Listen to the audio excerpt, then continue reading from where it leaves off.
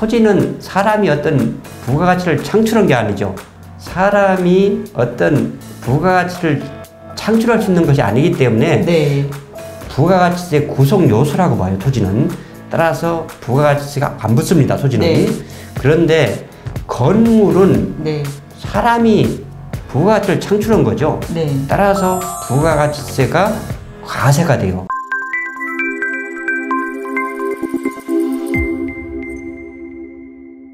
안녕하세요. 매경부동산 사업단 강남센터 김윤희입니다. 오늘 지난 시간에 이어서 세무분과 자문위원이신 이강호 세무사님 모시고 부가세와 인지세에 대해서 살펴봤다라고 하면 오늘은 건축주들한테 굉장히 유용한 말씀을 해주신다고 하셨어요. 내용은 토지랑 건물에 부과되는, 특히 건물에 부과되는 부가세에 따라서 개정세법이 또 건축주한테 유리하게 나온 부분을 설명을 해주시겠다라고 하셔서 다시 한번 짚어보는 시간을 갖도록 하겠습니다. 부가세라고 하면 부가가치세가 과세가 되면 대부분 납세 의무자는 누가 되는 거죠? 네. 그 부가가치세법에 보면은 이 납세 의무자는 사업자다. 사업자 네. 이렇게 규정을 해놓고 있어요. 그래서 네. 그럼 사업자라는 것은 이제 사업상 독립적으로 네. 재화나 용역을 계속적으로 공급하는 자, 이렇게 표현을 하고 있는데 네.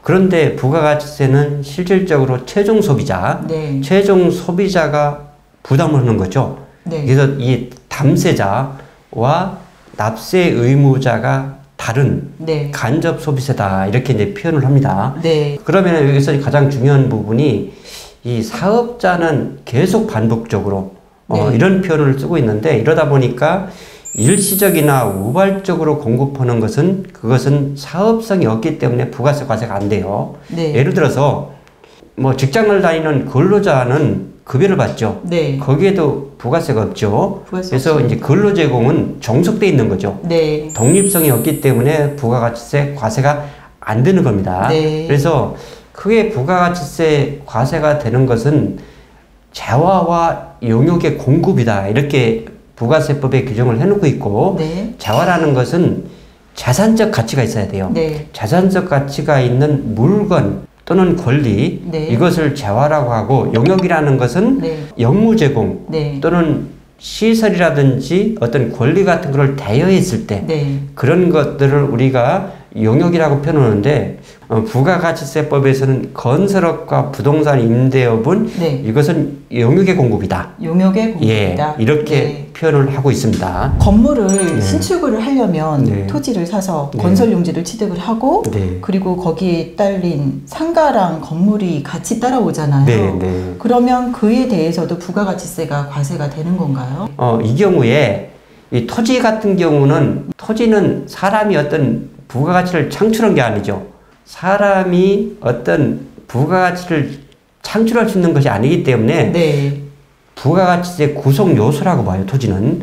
따라서 부가가치세가 안 붙습니다, 토지는. 네.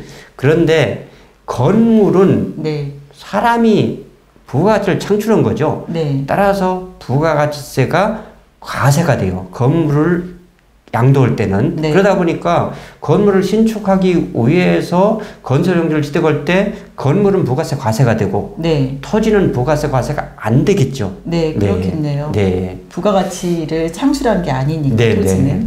그러면 이제 토지랑 건물을 같이 사는 경우에 네, 네, 네. 매매가가 산정이 되잖아요. 네. 그러면 그 중에서 토지분하고 건물분을 나눠서 네.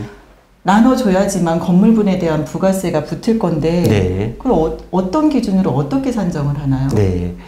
납세 의무자인 사업자 입장에서는 건물가액을 높이려고 할까요? 낮추려고 할까요? 낮추고 싶지 않나요? 당연히 그렇죠. 부가세 때문에. 네. 그런데 국세청 입장에서는 높이고 싶겠죠. 서로 상충되죠. 네. 그러다 보니까 항상 분쟁이 생깁니다. 여기에서. 이 토지가액과 건물가액을 어떻게 안분할 것인가. 그럼 기준이 있어야 되겠네요. 그거에 대해서 이제 부가가치세법 제29조 네. 제3항에서 네. 참 제9항에서 네. 규정을 하고 있는데 네. 거기 보면은 뭐라고 규정을 하냐면 원칙적으로 실지거래가액이다. 실제 거래가액. 가액이다. 네. 실제 거래가액이 원칙이다. 이렇게 네. 규정을 하고 있어요. 그럼 거기에서 말하는 실제 거래가액은 뭐냐? 네. 실제 거래가액이라는 것은 계약 상대자가 네. 토지 얼마, 건물 얼마 이렇게 서로 구분 표시해가지고 계약서에 네. 한 금액이 실제 거래가액이다. 구분 표시한. 그죠? 한 금액이. 네. 그러면은 그럼 적게 쓰고 예, 싶지 않겠어요? 건물가액을 극단적으로 0으로 할 수도 있죠. 그러니까 안 내고 네, 싶죠.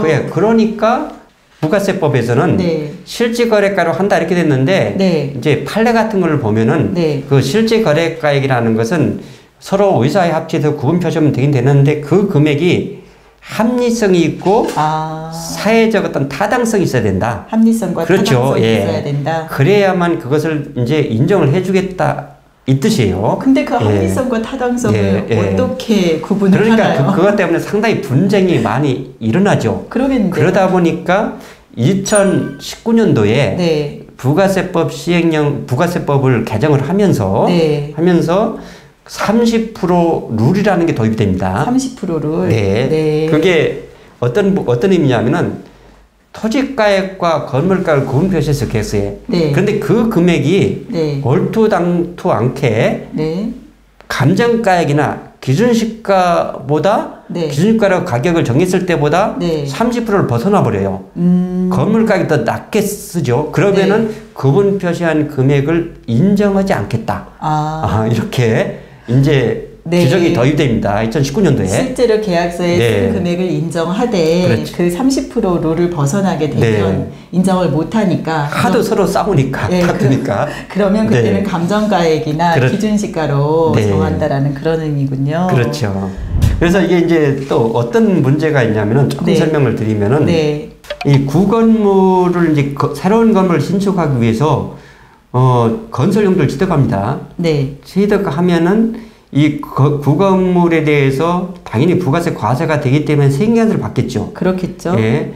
그러면 세액과세를 받는데 그 금액을 이 사업자 입장에서는 과세 사업에 사용하면은 네. 공제를 받아야 되는데 네. 환급을 받아야 되는데 환급을 받을 수가 없어요. 그것은 왜 환급을 못 받냐면은 네. 부가가치세법 시행령 80조에 보면은 네. 그 건축물이 있는 토지를 취득해가지고 네. 토지만을 사용하기 위해서 이 구건물을 철거하면은 네. 그것은 토지 원가로 들어갑니다. 토지 원가로 들어가기 때문에 네. 토지는 부가세 과세가 안 된다겠죠. 안 되잖아요. 네, 그렇기 때문에 당연히 이 매입세액에 대해서는 환급을 받을 수가 없어요. 공제를 못 받아요. 그러니까 그러면 신축하기 위해서 네. 건물을 이제 구건물을 같이 사는 시행업자 입장에서는 네. 건물도 취득해서 부가세가 나갔는데 네. 철거돼서 이용 가치가 없잖아요. 네. 그럼 너무 억울하지 않을까요? 그렇죠. 그러다 부가세가- 보니까 네. 이 새로운 신축을 하는 네.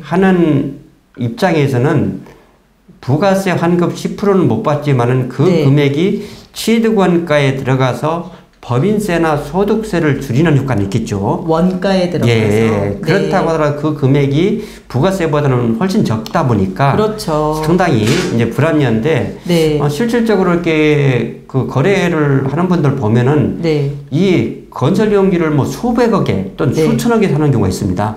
그럴 경우에 이 건물가액이 수백억, 수천억이 되는 경우 있어요. 그럴 경우에 부가가치세가 뭐 수백억, 수십억이 되거든요. 네. 그거를 환급을 못 받아요.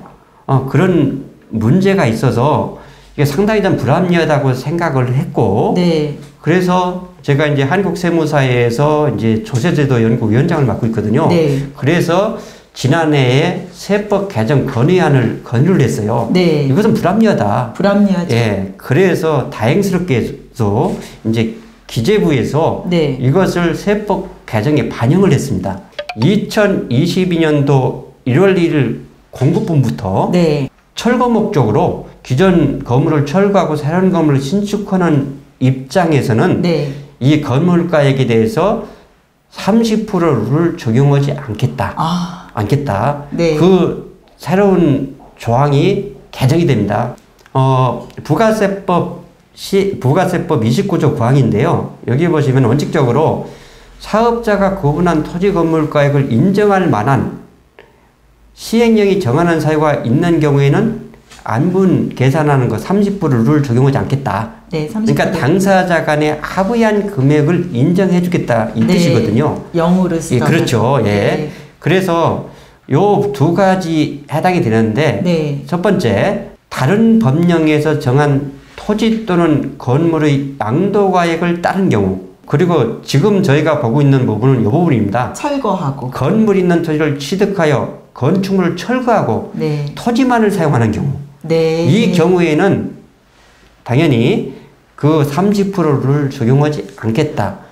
그러니까 당사자끼리 뭐 계약서에 상당히 노후화가 됐다. 그러면 네. 실질적으로 어떤 자산적 가치가 없다. 그 판단되면 건물가액을 0원으로 해도 네. 토지만 구입으로 해도 인정을 하겠다. 그럼 당연히 이 시행사 입장에서는 건물에 대한 부가가치세를 줄 필요가 없거든요. 그렇죠. 네. 네. 그렇게 될 수가 있습니다. 굉장히 합리적인 예. 제안을 하셔서 네. 설득이 다행히 됐네요. 근데 이제 요 부분에서 쟁점은 하나 또 남아 있어요. 아직은. 네. 어떤 부분이냐면은, 그러면 매도자 입장에서 네. 토지가액을 0원으로 합니다. 네. 부동산을 팔으니까 무슨 세금을 내야 되죠? 양도세. 그렇지, 양도세 내야 되죠. 아, 건물가액을 예. 0원으로 했을 때. 예, 네. 그랬을 때 그 부분이 아직 해결은 안 됐습니다. 양도세 때문에. 양도세. 그러다 보니까 서로 간의 이익이 상충돼서. 매도자 입장에서는 나 이거 건물가액 0으로 못 얻겠다. 네. 이제 그런 논란이 있는데 제 개인적인 사견으로는 부가가치세하고 양도소득세하고는 좀 별개로 판단해야 되지 않을까. 서로 법이 다르다라는 그렇죠. 말씀이신 거죠?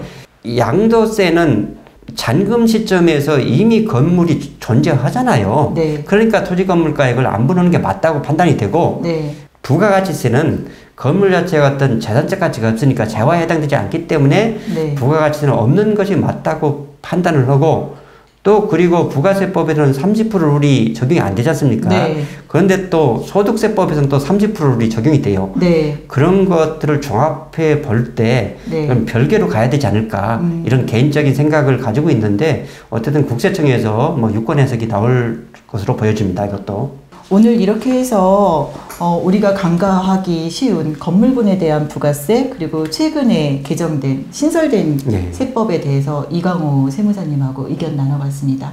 네, 좋은 자리 마련해 주셔서 감사합니다. 네, 고맙습니다. 감사합니다.